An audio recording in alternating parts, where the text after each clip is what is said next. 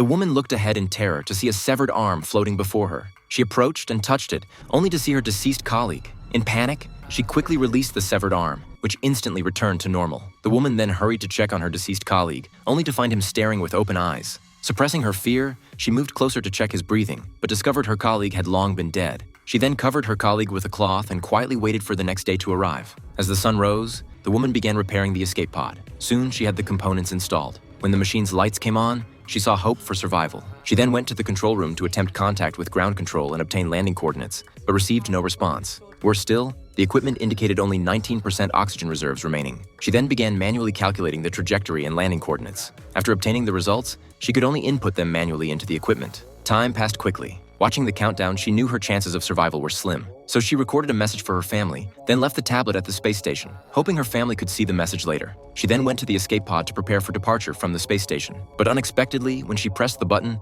it indicated that bolt number 6 was jammed. She frantically searched through the manual, only to discover it required 2 people working together to resolve the issue. But she was the only one left on the space station. This left the woman in complete despair. Ground Control Center watched the countdown on their screens, everyone waiting for a distress signal from the survivor. Until the final second, there was no message. They then held a memorial service for the astronaut. At that moment, the space station's bolt mysteriously released automatically. At the instant of separation, the woman noticed a human figure on the space station, but everyone had already evacuated, and the instruments detected no signs of life. Just as the escape pod made contact with the atmosphere, ground control detected vital signs. All the staff were extremely excited.